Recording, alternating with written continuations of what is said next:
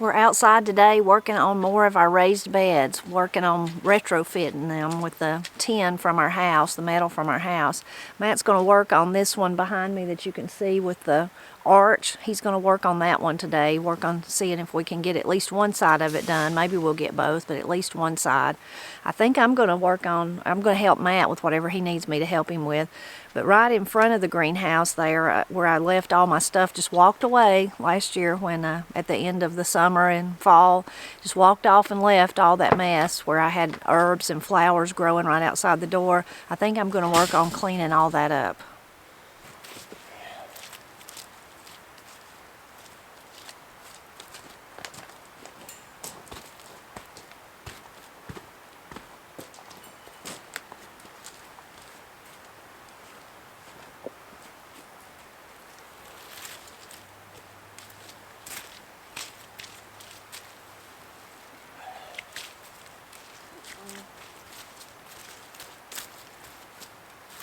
Go backwards.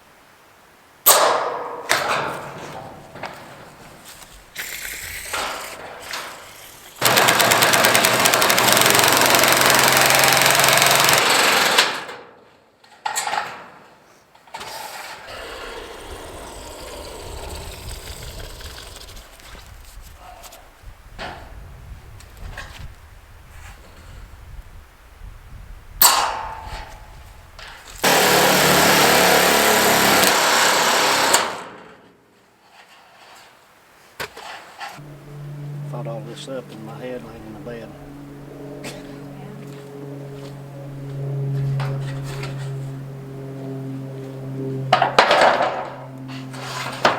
It works.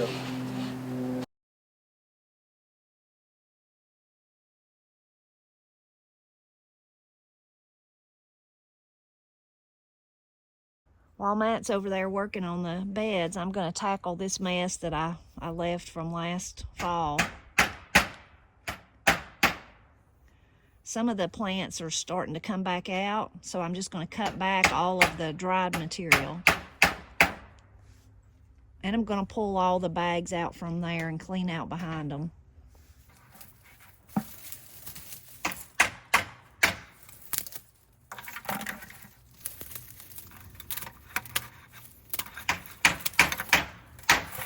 This little one here had calendula in it, so none of it made it through the winter. It's still frozen down in the bags, but I'm trying to pull up all the roots and keep the dirt just so it'll be ready to go when it does thaw up. I think I'm just going to set them over to the side until I'm ready to figure out what to do with them this year.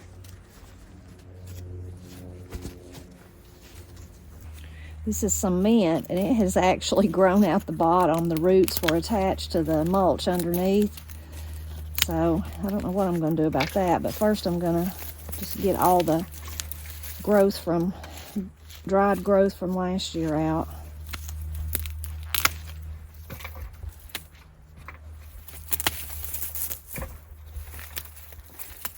I'm tempted to, oh, it smells so good. I wish you could smell it.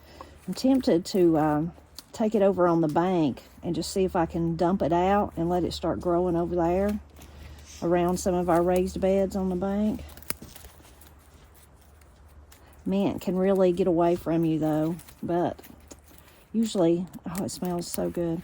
Usually up here on the north side, I don't have too much of a problem with it. I have it in a few places, but it can sometimes become almost invasive. You can see the roots where it's come out on the bottom. I can't remember what I had in this little one. Seems like it was some sort of herb too. I see some nasturtium seeds in it though, but this is not definitely a nasturtium. I guess the seeds come from that one behind it. This is a planter Miss Cindy gave me years ago. I don't know where, I can't remember, but she got a lot of these pieces of outdoor things like this. I've got like a rabbit, a little girl, some other ones that she got somewhere. One of them I have in the house. I just think it's so cute. It looks like I don't know if he's supposed to be a hedgehog or a groundhog peeking out of a flower pot.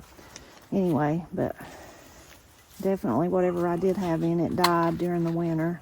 I think I might just leave those nasturtium seeds in there and see it might be a pleasant surprise if I plant something in it again this year. Have some nasturtiums. I'm going to cover them up a little.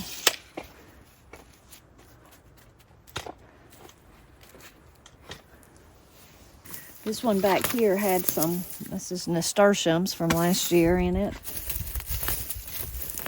I love nasturtiums. They're like one of my very favorite flowers.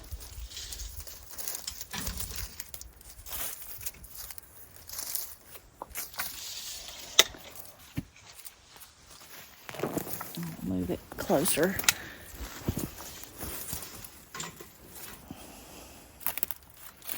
Also had, I'm not sure what that was, but it's gone.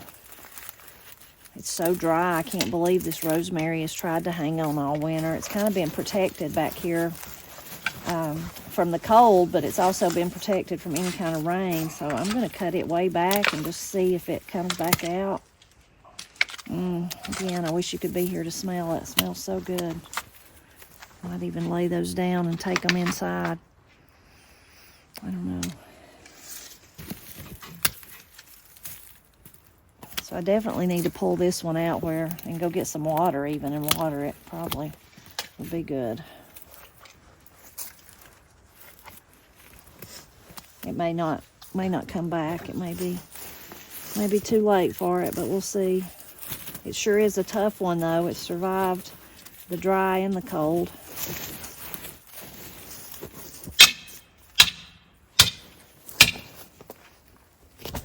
Small one here is catnip, and I bet it's rooted itself to the bottom. It sure has. I can't even move it, just like the mint did.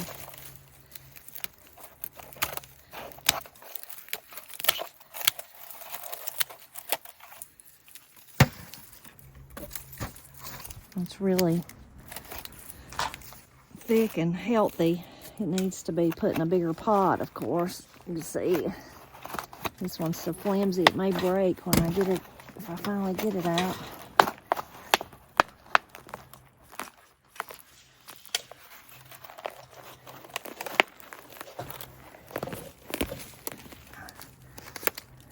There's some red worms the chickens would like. My goodness, what a mess. That one really did come out the bottom. I don't even remember what was in these two.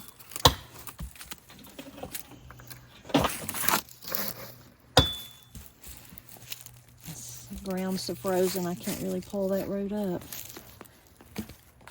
Maybe part of it come up. The rest of it I'll just have to leave. I wonder if it's whatever was in it. It had grew to the bottom too.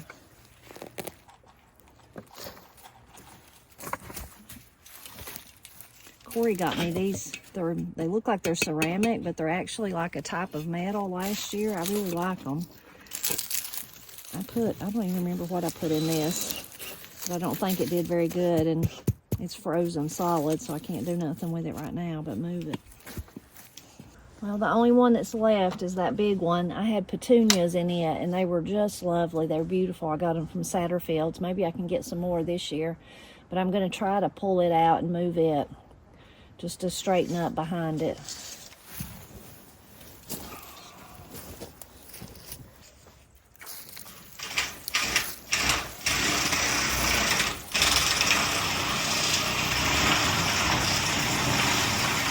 Well, it looks much better.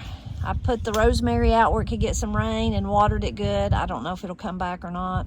I put the catnip back just so I'll know that that was catnip. I left the mint on the other side, And then I put the planters there. I want to do the same thing I've been doing right here the past 2 years in front of the greenhouse, just because it looks so pretty and inviting and all that.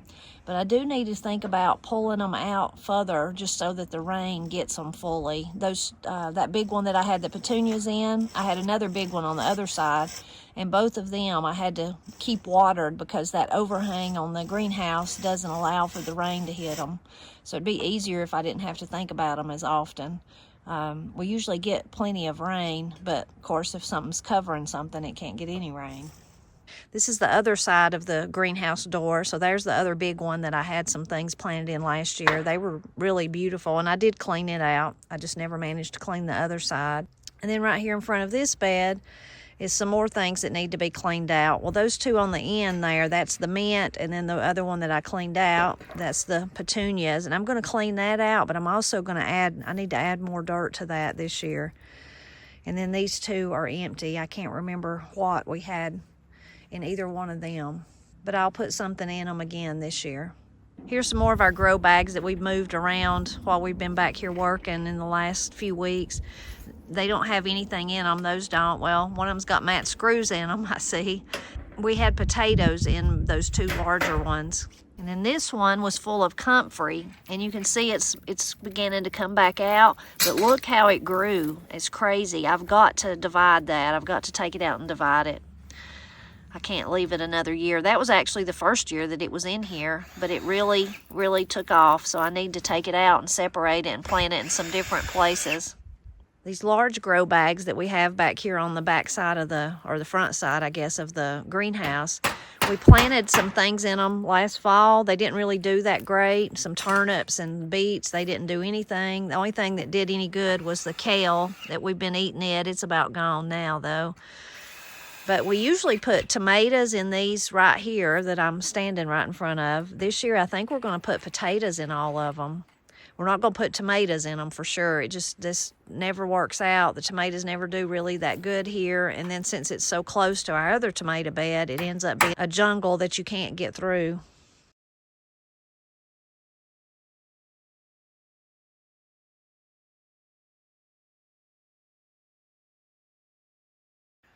Well, Matt's about got it finished.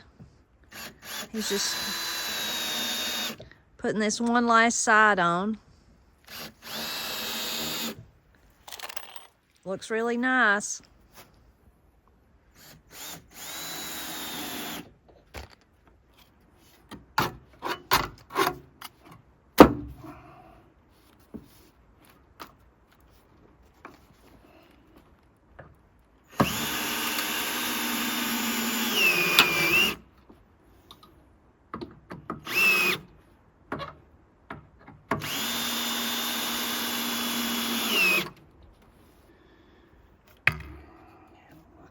When it spun out.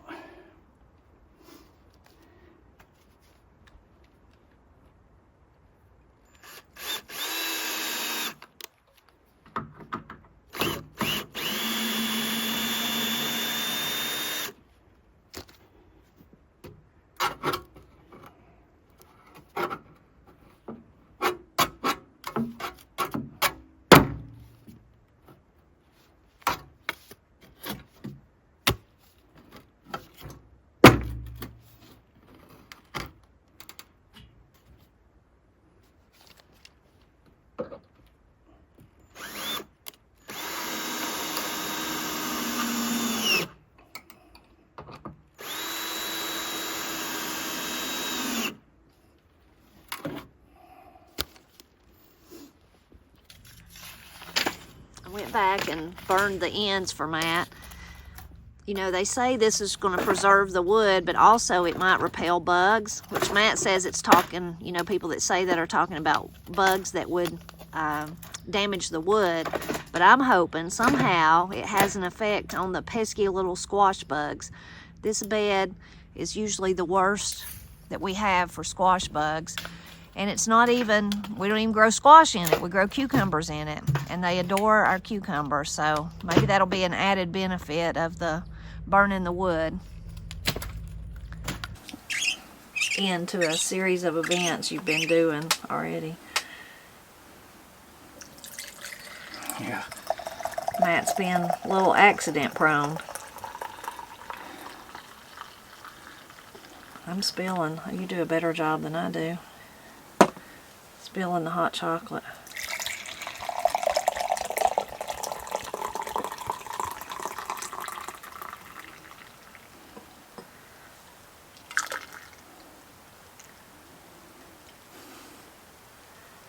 Which cup you want? No, I don't care. You take whichever one you want. Go back. Make no difference to me. There's that old people used to say, or I guess it's my granny, somebody said it don't differ. Yeah. You ever hear that? Mm-hmm. You don't hear it much no more. Ah, that's good. I don't hardly never hear that unless I say it. Working back here in the back where there's not much sunshine and it's cold still, hot chocolate feels good. I'm looking forward, Matt's not, I know, but I'm looking forward to the day that we're sweating and we eat a popsicle. Shut your mouth. I knew Matt wouldn't like that. Gosh, no. If it's not going to snow, then I'm ready for warm weather. And it's not going to, it don't look like. I mean, I like it just barely in the edge of warm, and then that's good enough. That hot, that's just ignorant. Too much for you? I like it in the spring when if it ain't fall and winter and hunting season, then I like just as it begins to very first start greening. Just barely green up. You not hardly green up. Just you can barely. just start seeing a shade on the side of the mountain, just a little bit of just a tinge of green, and that's it. Tinge. When it gets that kind of weather, that's as far as I want to go with the heat.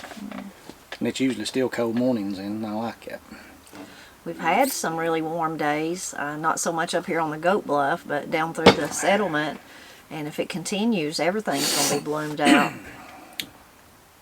Yeah, that'll be neat. And for sure we'll have more cold weather, sure, which it's been though, being cold at night, big frost, so maybe not. Maybe those big frosts will keep everything where it's supposed to be.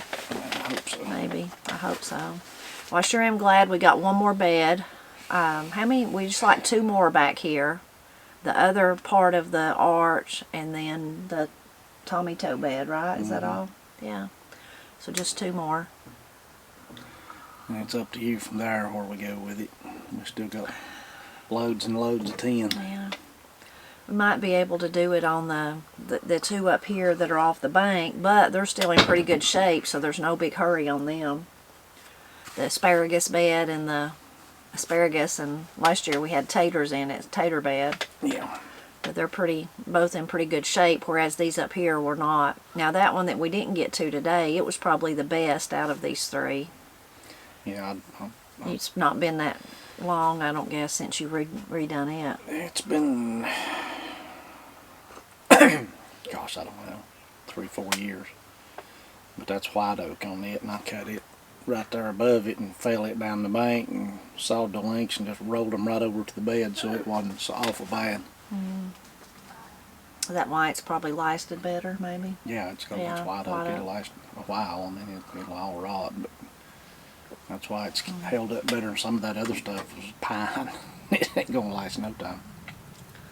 While we were working, Matt said 2 different things that I wish I'd caught on camera, just because I'm always, plumb foolish talking about language that I wanted to share, but I didn't catch neither one of them. But one of them was he was hammering in the T-post, and he said, "Oh gosh, I've hit a donic, a big donic."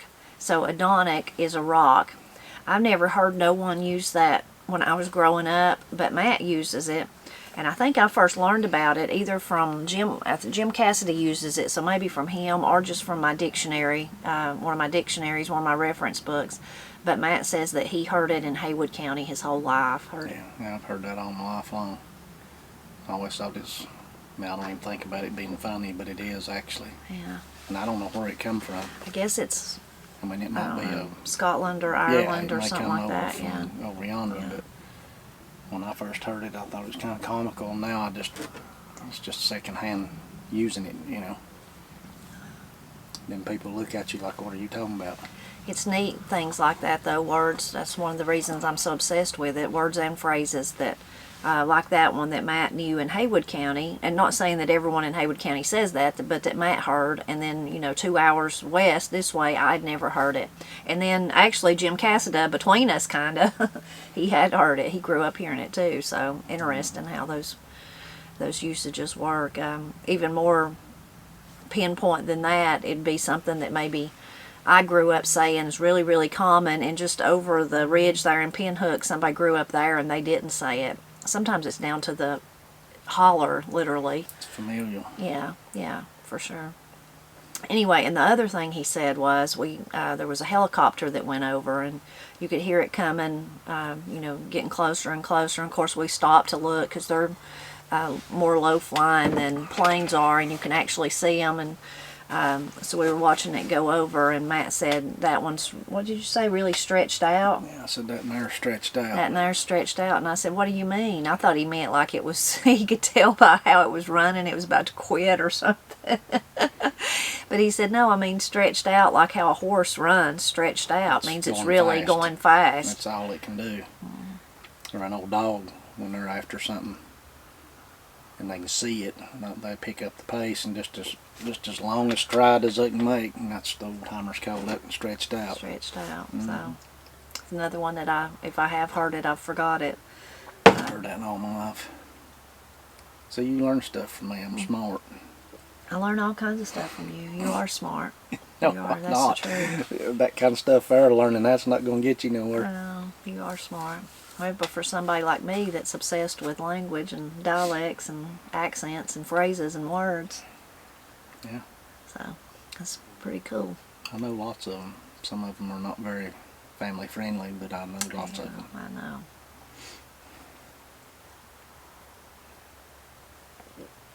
Sometimes you need your mouth washed out with I've soap. probably made up some that ain't nobody else heard when I get just the right kind of aggravated. Yeah. Did you ever get your mouth washed out with soap? No, not that I can remember. Did they do that at your school? I think they did. I can remember my second grade teacher doing it to 2 boys, and she washed her mouths out with soap. I don't have any clue what they said. I can't remember, but that was in. I know one thing. There's a whole lot of that needs to be going on anymore. I know. That was in the days when at school you had the little slim, thin, small bars of brown soap. Yeah. I can just think about them and smell what they smelled like. Yeah. Yeah. And Yeah, she marched them down to the hallway, into the hallway where there was a water fountain, and washed her mouth out. That's back in the days before you had a little pump handle to get you liquid soap, wasn't it? Yeah. It was that old stout, strong soap. For sure. And then just thinking about it, I can smell it, and also the brown paper towels that you used come out of the dispenser. Yep. At Martins Creek, our bathrooms, the school's gone now. I recently was talking to one of my friends who went to school there too, and we both were saying that we dream about that school. But she went to a different high school. She ended up having to go to Hayesville. I went to Murphy. She lived in Clay County. Her daddy taught at Martins Creek, so why she come to Martins Creek. Anyway, but we both said we never dream about high school, never, but we dream about that building. You know, we're in one of the rooms, we're there doing something outside, one of the places outside or something like that. Anyway, funny how those things stick in your mind, even though the building's been gone longer than we've had kids, right? Oh, yeah. But anyway, Martins Creek, their bathrooms, you had to go out the back door, like onto the little, what do you call those, portico or something? Yeah. It was covered, but then you went outside and then went into the bathroom. Girls on one side, boys on all the way on the other side of the school on that hallway. But interesting how those things stick in your mind. I don't ever dream about school much. Every once in a while I'll dream. It's not like I'm back in school, but I'll just dream something about being there. I'm just there, and I don't know, something's going on, and I'm just in the gym or in one of the hallways or on one of the sets of steps. Each side there was 4 doors, 2 on each side, and maybe I'm at one of those going down the steps or something like that, or even down into the smaller building. That building is still there, although it's not like it was when I was a girl, but going down those steps or something. I don't ever dream about the specific school. I dream about it's 2/3 of the way through the school year, And I've not been to, there's 2 or 3 classes I've not been to once, and I'm behind on credits, and there's just no way to keep up, and I'm thinking, oh gosh, what am I going to do now? And I wake up, and I've dreamed that 4 or 5 times in the last 8 or 10 years. And I'm thinking You're not worried gonna, about your test not and your gonna, grades. well, I'm not going to be able to graduate. And I hate school so bad. You don't want to stay I and don't want to prolong do it again, so what am I going to do? You know? Then I'll wake up. I don't ever dream that about school like that, being in a test or a classroom or something, but I dream that sometimes about work. And in fact, last night I dreamed I was back at the, I was back working at the folk school, but of course it was not the folk school. It was something totally different, but it was like I'd been gone a long time, but then also like I don't know, like I was upset that they'd changed something. It was crazy. but then I was like, then in the middle of the dream, you know how dreams are, I'm like, why am I here? I'm not working. I'm working for myself now. What am I doing here? And so then I was going to leave, and then it was not even the people that I used to work with. It's people I didn't even know. Started saying, well, if you would just do this for us, would you just stay and do this? And please, we really need you. And then I was like, okay, I guess I could do that. And in my mind, I'm trying to think, how am I going to fit a 40-hour job into my 40-hour job? Actually, my 80-hour job, if you count the Blind Pig and the Acorn. And then they were showing me to my office, which was, you know, up steps and down steps and behind stuff, just a crazy. It was nothing like that. Looks nowhere like that. It exists at the folk school. But anyway, crazy what dreams will do for you. I ain't got to worry about none of that no more. Yeah, me too. Yeah, well, that's why in the middle of the dream I was like, wait a minute, what am I doing here? I'm not, what? What? How did I get here? Crazy. Matt's been, it's good we only did the one bed because he needs to rest. He's been injury prone. He's like, I don't know if you're like that, but sometimes I am. It's like I don't, like accidents, thinking about dropping glasses or something like that. It's like I don't ever do that, and then all of a sudden I do a bunch in a row. Maybe I stub my toe, break a glass, and tear a piece of my clothing or something, like all just within a day or two or in the same day. So Matt's been having that kind of spell. Yeah, some of it's I don't have my glasses on. I can't see what I'm doing, and I end up mashing my fingers. That's what I did out here 2 or 3 times today, beating with a hammer trying to hold a screw or a nail or something, and just totally miss and hit my fingers. It's aggravating too. But his accident started with the strangest accident ever. When was that, Friday or Saturday? Saturday night. Saturday evening, I made a pizza for me and him and Katie to eat, and we ate, and it was great.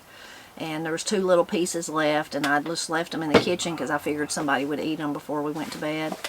So Matt decided he was going to eat a piece.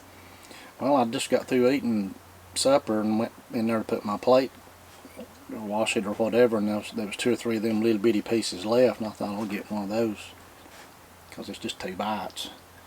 But it's a thin crust pizza, I guess you'd call it, and then the outer ring of it gets really, really done, and it's pretty hard. Some of them some parts of the edges get crunchy. You know and how they're good. Yeah, but how thin pizza gets crunchy on the edges. But then there's a space between there's like an air space between there, and then when you bite down on it, it'll come apart, and it's like these little flakes. And I was eating, I guess it was the last bite, and I swallowed that, and a piece of that crust got spun around sideways in my throat and hung up, and I couldn't get it out. And it hurt too. I mean, and he wasn't choking or anything I wasn't like choking. that at it was all. just a little bitty. It was just a little tiny piece that was just just hung up somewhere. It wasn't like he couldn't breathe or he was choking or anything like that. It wasn't anything like that. No. It was just in there, and it hurt. And every time you swallow, you know, your throat or I don't know how that works, but it'll expand and contract, and every time I'd swallow, it would contract against that. And it was like a razor blade in there, it felt like. And it stayed in there all night. And Matt gargled with salt water. Yeah. He coughed and hacked and tried all kind of stuff and tried to eat something else, and Mm-hmm. nothing would fix it. And then some of that made my throat hurt. All those Yeah. shenanigans. And he ended up getting his throat irritated all the way down, trying to get that one little piece out. And then next morning, Sunday morning, got up and I was scared to death to eat anything. But then I thought, well, I'll try to eat something else, because every time you swallow it, just hurt. And I had some leftover ham, I guess, from the thing. And I made a biscuit and just real slowly, real easy eat that. And toward the last bite or two of that biscuit, it kind of, I reckon it caught it, and it began, I mean, I could tell it was gone, but my throat was still really irritated and really hurt. But it felt a whole lot better. And I don't know, as the day went on, it felt quite a bit better. But then Monday and Tuesday and today, especially today, it's almost like I've got strep throat or something. It just hurts. Every time I swallow, it hurts. But you don't have a fever or don't feel achy or none of that. It's just your throat's irritated. And I don't even, just like sitting here talking, I don't feel it at all until I swallow. Then I feel it lots. So I don't know if it cut something. I don't know what happened, but I don't like it, and I ain't never had that happen. Matt made me go in and get him some honey, and he said that helped a lot. Yeah, I took a spoonful of honey since we've been out here working, and that did help quite a bit. Should have done that 3 days ago. You need to do it again. How's the hot chocolate? Is it helping it? Yeah, it's soothes it a little since it's warm, I guess. And then along with that, Matt's got his... Yeah, I jobbed a piece of that tin down between my fingers, and I got both my fingers mashed and split open from being so dry. This is a Matt Presley Band-Aid. Well, a Band-Aid won't stay on me working, so I put the Band-Aid on and then go over top of it with Gorilla Tape. Sometimes use paper towels. Yeah, but them little Band-Aids ain't going to stay on nobody if you're working and using them. Yeah. You know? Yeah. So that's my homemade remedy, and it seems to work. I mean, if you get to working really hard, they'll still come off. But if I've had a really, really bad cut, I'll just run that tape down on my skin and really tape it good to where I know it ain't going to come off. But it's kind of haggard looking, but it works. And Matt has a great aversion to lotion. So he doesn't like to put lotion on his hands. You don't like how it feels or what? No, it's just, I don't know. I mean, every time I put it on, if I do put it on my hands, and I've got to reach and grab for something, and it's just everything's slimy, and it gets it on everything. If you do it before you go to bed, it gets on the bed sheets, and then I really don't like the way it feels. But I don't want my hands getting too soft, because we got lots to do. Yeah, I know. And I guess it's a fact of life. If you work with your hands, you're gonna they're going to get hurt. They're going to get mashed and cut. And I've run screws through them. I've shot nails through them with a nail gun, mashed them. I've had 2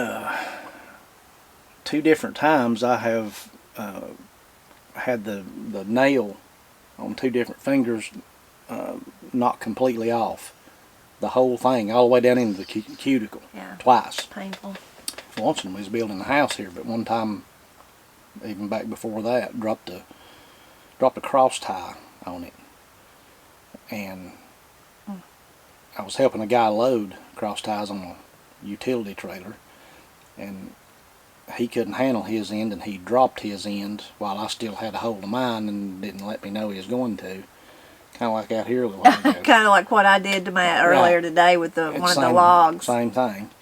And it jerked my hand down onto the corner of the back of his trailer, and I immediately just saw a white light, and it just hurt so. It was just such pain, and I jerked my hand out from under it and looked, and the fingernail was completely gone. It was just red meat, and I rolled that cross tie over, and my fingernail was stuck to the trailer bed.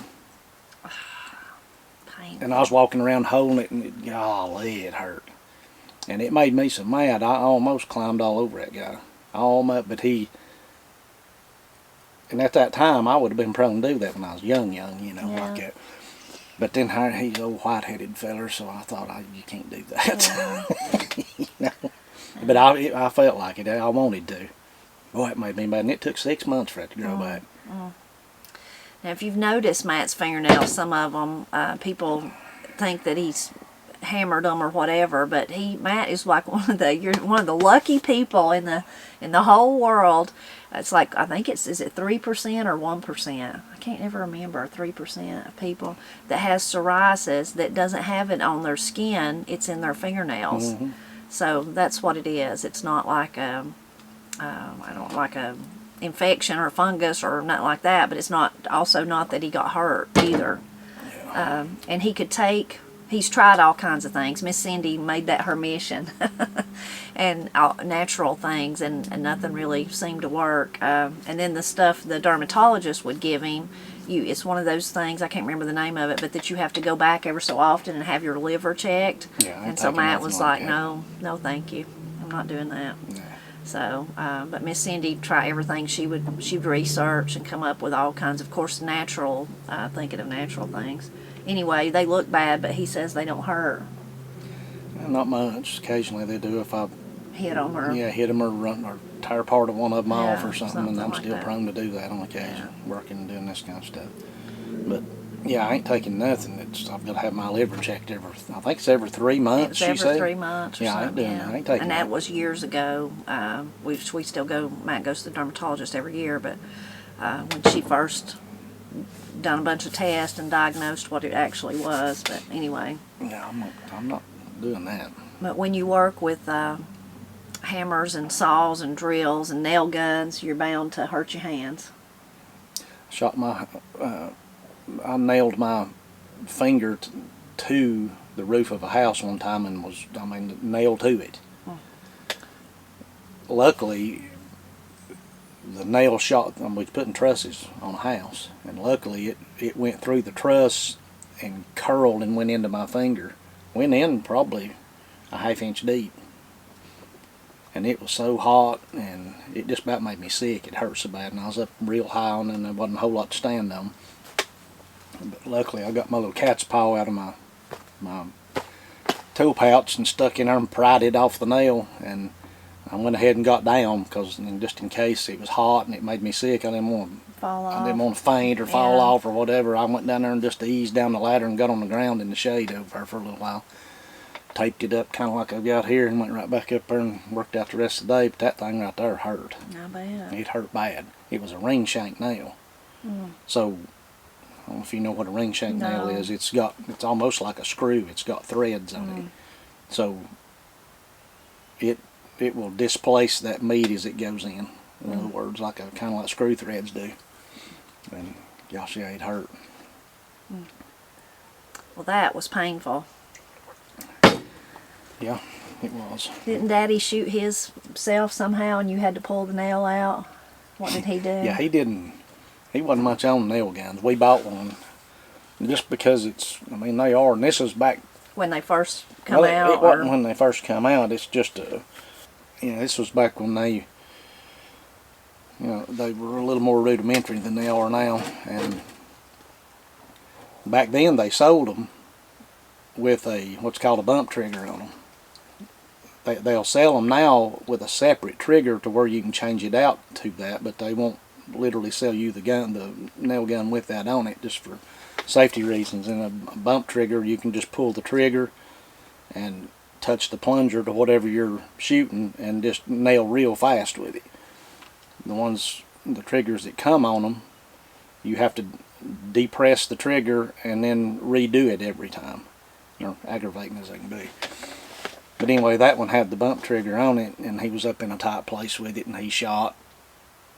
And the gun recoiled down, and the back of it hit something, and it just started shooting and bumping, and he couldn't get it to stop. And he had his other hand up in there, and he was on a ladder. He was about this far up in the ceiling joists. All I could see was from here down, and I could just hear that gun going off, and it shot probably 5 or 6 or 7 times. And he finally got it to stop. And he ran his hand down out of there and he said, "Pull that thing out." And he had shot a framing nail, which is a 3.5 inch nail, right into the side of his hand right there, and there's about that much of it sticking out. And golly, I know that hurt. I know it hurt bad, and I got a hold of that thing and just jerked. And he come down, washed it off and looked at it and wiped it off and back up there. He said, "You're going to have to finish that." He said, "I ain't nailing up in there no more." I said, "I don't finish it." No. Yeah, that hurt for sure. It hurt bad enough if you know, nail and hit yourself with a hammer, but to actually shoot yourself. I've done it 2 or 3 times. I mean, I've been glanced many times, you know, or almost shot myself, but I've actually nailed with a nail gun 2 or 3 different times pretty good. And don't use one much anymore, don't have to, so that's a good thing. That's one thing that's probably not going to get me again. I've still got them, but I don't use them anymore. Yeah, talking about Daddy being up in there, then there's the chance when you're doing stuff like that that you fall, and you and him both fell. Thankfully, didn't get hurt, neither one of you. But yeah, my goodness, what that's was a thousand wonders. he was doing? We were setting trusses on a different house, and he just wasn't paying attention. We started at the back of the house, and it had interior walls that he could walk on. But it came so far up the length of the house, and then there was an open space, like a cathedral part inside. And he just wasn't paying attention and thought he was stepping on a wall plate. He didn't look, and he just stepped off into the air. But he had hold of that truss, and it was what's called a Fisk truss. And he held on to that thing, and it flipped all the way down and landed on the 2 exterior walls of the house. And he held on to it. He knew it would land on that somewhat, and it did. But all his weight come together, and he held on to that thing, and it snapped that truss in 2. And at that point, he wasn't but about that far off the floor, but it really stretched him hard when it came down and landed. And at that time, he'd have been 65. Yeah, he'd been 65 years old then. He was still in good shape and still could work hard. But he said he was real sore up in his rib muscles and stuff for several days. But he hit the floor on his feet, kind of off balance, and started trying to catch himself, and he run plumb in the corner and hit his head on one of the 2x4s, and that stopped him. It didn't hurt him, but it just, I was watching it all from up top. You're like, oh no. And I was scared to death until I seen him hit the floor, and I knew he really wasn't hurt from the fall. But then it was kind of comical watching him trying to stop, get his balance and stop. Yeah. And then I fell off a ladder. Matt fell off, I would just tell where, since we just shared the video of Katie's shower. Matt and Daddy built that fellowship hall that we were in, so that's where it was at, probably about midways or something, or where at? It was right at the front door. Oh, right at the front door, okay. Yeah. I was on an extension ladder, and there was a slab there, and the feet of the ladder were on that concrete slab, and that can be kind of slick. And I wasn't very high, I was 10, 12 feet high. And one of the church members was holding the ladder to be sure it didn't come out from under me. And right beside where I was on the ladder, there was a set of sawhorses and a saw, and all of us was using the saw and cutting stuff when we needed to. And one of the other church members was cutting a piece of wood, and he couldn't hold it still, and he told the guy holding the ladder. LC was holding your ladder. No, LC was cutting. Buster was holding the ladder. Buster was. I thought it was LC. No, LC was cutting. LC asked him, said, "Here, hold that, Buster. I can't hang on to it." So he turned loose of my ladder and turned around to hold that piece of wood, and the feet flew out from under that ladder, and I landed on the concrete slab on my hands and knees. And that was bad. And I thought I was really hurt, but it turns out I wasn't. I thought I'd broke. And I might have. I don't reckon I went to the doctor, did I? But I think it was this hand. All that swelled up and just turned green, and I couldn't use it, and my knees were black from landing on that, but I could walk. I just couldn't use this real good. And boy, he felt so bad for that. I think LC and Buster both felt bad, didn't they? He called me for days after that, trying to get me to use the church's insurance and go to the doctor. And I said, I can move that thing. It ain't broke, and they ain't nothing they can do for it. So of course, you know me and doctors, I don't go unless I'm badly injured. But I never did go. But the next few days we were setting trusses on that building, and they were big trusses. And most always I was up on the wall doing that stuff, and I couldn't get up there. And I ended up having to run the tail rope for the crane operator, and it was so boring. Every time he'd pick one up, you'd tie a rope around one end of it so that when he picked it, you could steer it. When he picked it up and started up there with it, you could keep it from spinning, you know. And 8 hours of that or 10 hours of that's boring. Yeah. And I wanted to be up there beating and banging, and I just couldn't do it. Yeah. Somewhere we've got a picture when our house, when just had the subfloor, but no walls, and Buster's hammering. He was helping. He helped some. Remember? I remember when we set the trusses on this house, he got up there and squirreled all over them things, and he'd probably been 70 at that time, and he could get around better on it than I could. Yeah. Gosh, he was a good guy, and he lived to be quite old. He Him was. and Elsie both were. Yeah. Good guys. He was up in his Good mid-90s, wasn't he? Good men. Yes. Absolutely. Yes, Buster, not Elsie, but Buster was. Yeah, them's two of the finest men you could ever hope to run into. Them's good people. I really enjoyed being around talking to them, because they were old enough. I mean, they were from way back yonder, and you could, if you're interested in that kind of stuff, and we are, you could really learn stuff from them guys. They'd seen some really rough times. Oh yeah, both of them. Elsie pulled his own tooth. It's one of Daddy's stories. Him and Elsie was big buddies, and Buster too. But him and Elsie went way, way back, and they were truckers at one point, and they would go on the same long haul, so they'd kind of follow each other. And Daddy'd tell that about, I don't remember where, somewhere up the East Coast. Elsie stopped, or they both stopped, but he went in and got him some Listerine, and he had a set of pliers with him. A set of vice grips. And he pulled his tooth and washed it out with Listerine. Golly, and then they got back on the road and kept going. But goodness. Said it was hurting him so bad he just had to do something. I like to think I've got a little toughness, but I ain't got nothing like that. Good No, me night, neither. that'd be bad. Me neither. Daddy told me too, when they lived here in Wilson Holler, but further down in a house that burnt down. At that time, his grandmother, Carrie, and his grandfather, Benjamin, lived in Pine Log, so kind of over one ridge, two ridges, two ridges or something. Ridges, yeah. Yeah, that way.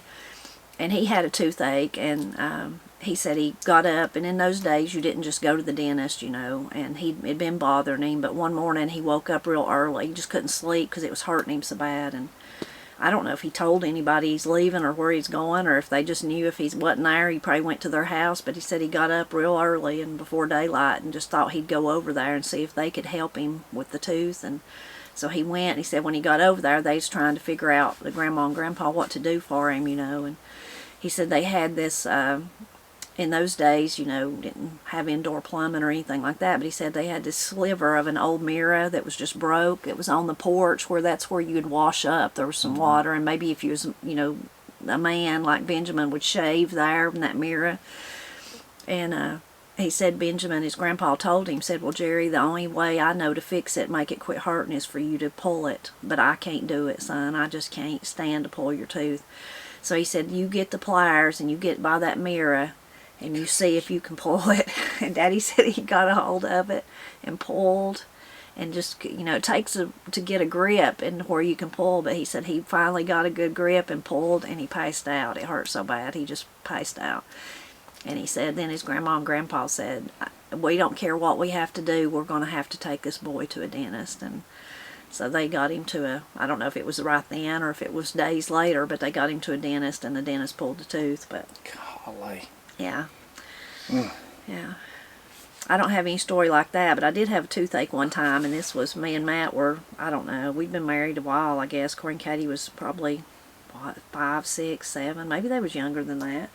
But in those days, things were harder for us, and I had a toothache, and I didn't want to go to the dentist, and I knew it'd be expensive, and I asked Daddy what he thought I ought to do, and he said, well, sometimes what helped him was to get a toothbrush, and do you remember this, and get peroxide, and put it in there on the peroxide, and just brush as hard as you could Well, I did exactly what Daddy told me to do, and I thought I was going to die. It hurt so bad. Now, after it quit hurting, he was right. It helped it some. But that was just one of the worst pains I've ever felt. But it was already hurting, and then I was just really aggressively brushing it with the peroxide. And that time it wasn't like his grandma and grandpa saying, I'm going to get you to a dentist. It was Miss Sandy when she found out. She still lived in Black Mountain. She was like, oh, no, no, no, no, no. I already have you an appointment. I'm coming to get you, or you can come out here, but I have an appointment with my dentist, and you're going to come and get your teeth fixed. So, anyway, teeth and toothaches, they're painful. Yeah, they're bad. I've had them like that. And I broke a wisdom tooth vertically all the way into the roots, and then couldn't get to a dentist for it was a day or two. And my goodness, that was bad. It hurts, yeah. And then when they finally got there and they went to pull it, they busted it, and then they had to stop and do some oral surgery on it and cut down into my gums and get the pieces out. It was horrible. But it hurt, but once I got it all out and I got over that, it didn't have to hurt no more. It didn't have to hurt no more. I was eating a French fry. Got into one that was, some of them was a little harder than others, but that's all it took, and it broke it, and it was actually a wisdom tooth, and it, gosh, it was bad. And the roots of it was back here, I think, and they curled down under somehow or another. And then when he tried to roll it out, and he broke it and busted it into pieces. And it's painful. Yeah, painful.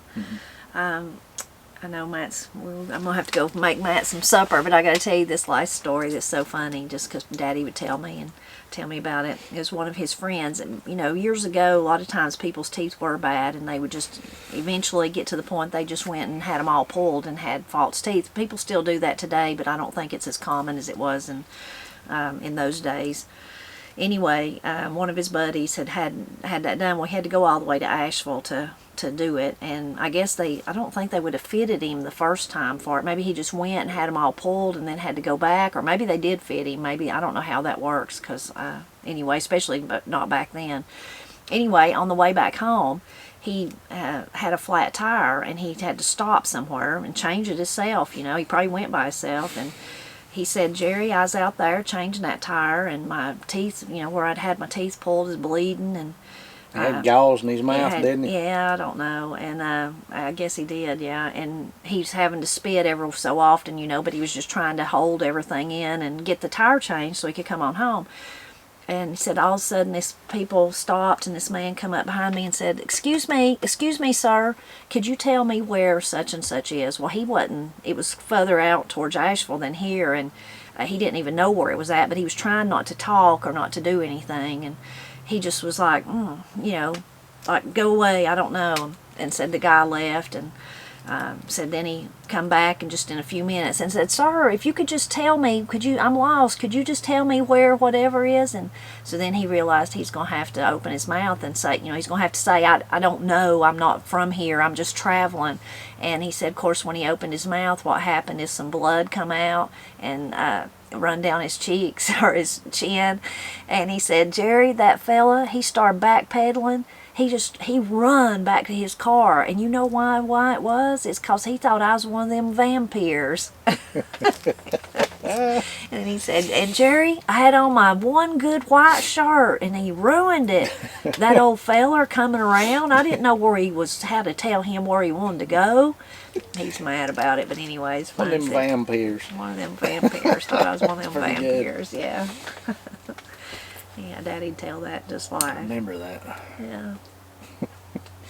Well, I guess you're ready to go in and get some supper. I think you're going to have a bacon and egg sandwich. It's going to be pretty quick and easy. Is that all right? Or are you afraid the bacon will get stuck in your throat? I'm going to get you chew it up for me.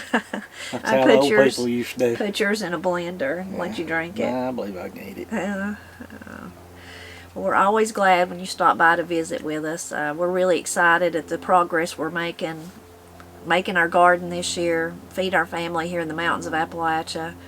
We're hopeful in the next few days, maybe Thomas is going to get to come and start work on around the big garden, so that really will be exciting.